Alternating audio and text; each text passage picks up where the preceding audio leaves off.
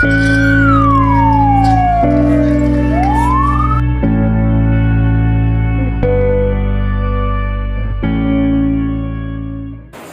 guys, kami dari kelompok 2 Sistem Integumen. Saat ini kami akan menjelaskan apa itu luka bakar. Sebelum itu, perkenalkan anggota kelompok dari kami.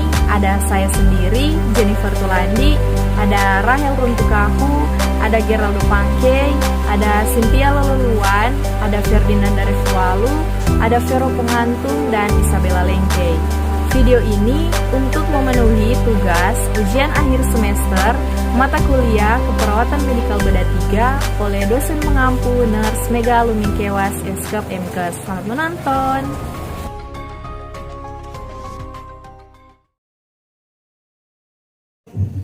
Kita masuk dalam definisi. Luka bakar adalah kerusakan atau kehilangan jaringan yang disebabkan oleh kontak dengan sumber panas seperti api, air panas, kimia, listrik, dan radiasi. Luka bakar adalah luka yang terjadi akibat sentuhan permukaan tubuh dengan benda-benda yang menghasilkan panas atau zat-zat yang bersifat membakar. 1. Luka bakar termal adalah agen pencedera, dapat berupa api, air panas, atau kontak dengan objek panas. 2. Luka bakar api berhubungan dengan asap atau cedera inhalasi. 3. Luka bakar kimia terjadi dari tipe atau kandungan agen pencedera serta konsentrasi dan suhu agen. 4. Luka bakar listrik, suhu trauma yang disebabkan arus listrik yang mengenai kulit, mukosa, dan jaringan yang lebih dalam. Faktor yang membedakan keparahan karena arus listrik: 1. Jenis dan besarnya arus listrik. 2. Jalan masuknya arus listrik. 3. Lama kontak dengan arus listrik. Saya Rahel Runtukahu. Pada saat ini saya akan menjelaskan tentang etiologi dari luka bakar. Luka bakar disebabkan oleh penglihatan energi dari suatu sumber panas kepada tubuh. Panas dapat dipindahkan melalui hantaran atau radiasi elektromagnetik. Destruksi jaringan terjadi akibat kumulasi, denaturasi protein atau iosinasi isi sel. Ada 5 mekanisme timbulnya luka bakar. Yang pertama api, yaitu kontak dengan korban api. Yang kedua luka bakar cair, yaitu kontak dengan air mendidih, uap panas, dan minyak panas. Yang ketiga luka bakar kimia, yaitu asan akan bersifat panas jika kontak dengan jaringan organik. Yang keempat luka bakar listrik, yaitu tidak sering terjadi di Indonesia, biasa timbul dari sembaran petir. Luka bakar listrik memiliki karakteristik yang unik. Yang kelima luka bakar kontak, yaitu kontak langsung dengan objek panas, misalnya dengan wajan panas atau knalpot sepeda motor. Hal ini sangat sering terjadi di Indonesia. Terima kasih.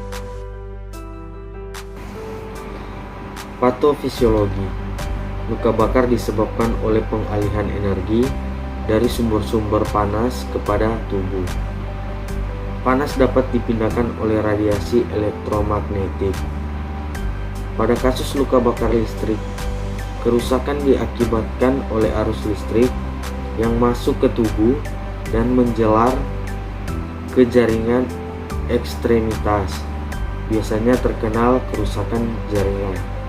Lebih parah dari ukurannya, lebih kecil dibandingkan tubuh, menyebabkan arus yang besar terkumpul di ekstremitas. Berikut fase-fase luka bakar. 1. Fase akut disebut sebagai fase awal atau fase shock. Dalam fase penderita akan mengalami ancaman gangguan airway atau jalan nafas, breathing, mekanisme bernafas, circulation atau sirkulasi. Gangguan airway tidak hanya dapat terjadi atau beberapa saat setelah terbakar, namun masih dapat terjadi obstruksi pernafasan akibat cedera inhalasi dalam 48-72 jam pasca trauma. Cedera inhalasi adalah penyebab kematian utama penderita fase akut. Pada fase akut sering terjadi gangguan keseimbangan cairan dan elektrolit akibat cedera termal yang berdampak sistemik. 2. Fase subakut berlangsung setelah fase shock teratasi. Masalah yang terjadi adalah kerusakan atau kelainan kontrak dengan sumber panas. Luka yang terjadi menyebabkan proses inflamasi dan infeksi. Problem penutupan luka dengan perhatian pada luka telanjang atau tidak berjauh, epitel luas, dan atau pada struktur organ-organ fungsional. Keadaan hypermetabolis. 3. Fase lanjut. Fase lanjut akan berlangsung hingga jadinya meturasi parut akibat luka dan pemulihan fungsi organ-organ fungsional. Problem yang muncul pada fase ini adalah penyulit berupa paru yang hipotropik, koloid, gangguan pigmentasi, deformitas, dan kontraktur. Manifestasi klinik. Beratnya luka bakar tergantung pada jumlah jaringan yang terkena dan kedalaman luka. Derajat luka bakar terbagi atas 3 bagian, yaitu luka bakar derajat 1, merupakan luka bakar yang paling ringan. Kulit yang terbakar menjadi merah, nyeri, sangat sensitif terhadap sentuhan dan lembab atau membengkak jika ditekan. Daerah yang terbakar akan memutih, belum terbentuk lepuhan. Luka bakar derajat 2 menyebabkan kerusakan yang paling dalam. Terjadi kerusakan epidermis dan dermis, kulit melepuh, dasarnya tampak merah atau keputihan dan terisi oleh cairan kental yang jernih. Jika disentuh, warnanya akan menjadi putih dan terasa nyeri. Luka bakar derajat 3 menyebabkan kerusakan paling dalam. Seluruh epidermis dan dermis telah rusak dan telah pula merusak jaringan di bawahnya, seperti lemak atau otot. Permukaannya bisa berwarna putih atau lembut, atau berwarna hitam, hangus dan kasar. Kerusakan sel darah merah pada daerah yang terbakar bisa menyebabkan luka bakar berwarna merah terang. Yang berikut patofisiologi. Luka bakar listrik kerusakan diakibatkan oleh arus listrik yang masuk ke tubuh dan menjalar ke jaringan ekstremitas.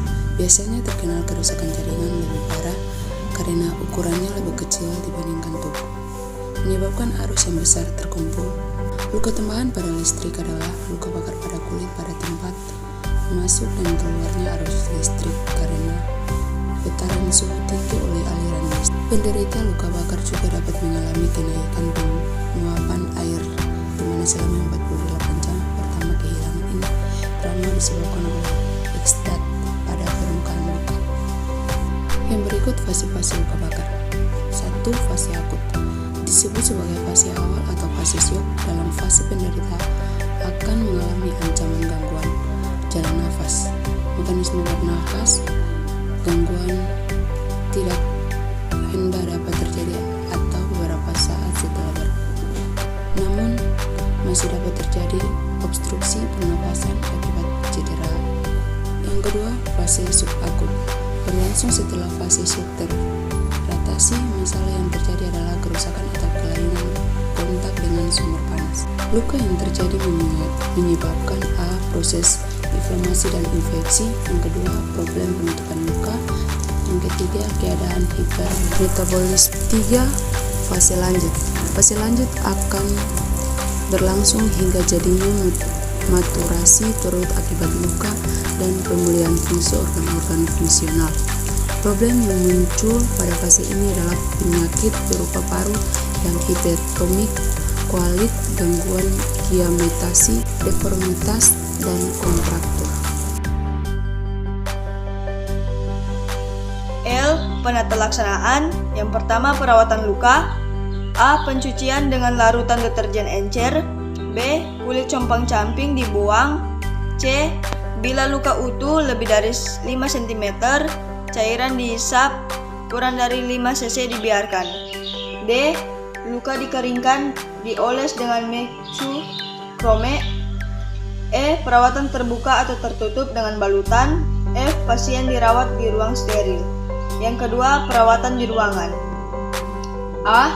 Perawatan terbuka dengan krim SSD. merupakan obat yang dapat menembus eskar. B. Mandi 2 hari sekali dengan air mengalir. Yang ketiga, antibiotik. A. Disesuaikan dengan epid KUMN di ruangan. B. Pemberian selanjutnya disesuaikan hasil kultur. Tosoid ATS diberikan semua pasien 1 cc 2 minggu 3 kali selama 5 hari. Yang kelima, nilai lab. A. Pemeriksaan HB HT setiap 8 jam. B. Pemeriksaan fungsi hati dan ginjal tiap minggu. C. Elektrolit per hari minggu pertama. D. Analisa gas darah bila nafas lebih dari 32 kali per menit. E. Kultur jaringan pada hari 1, 3, dan 5.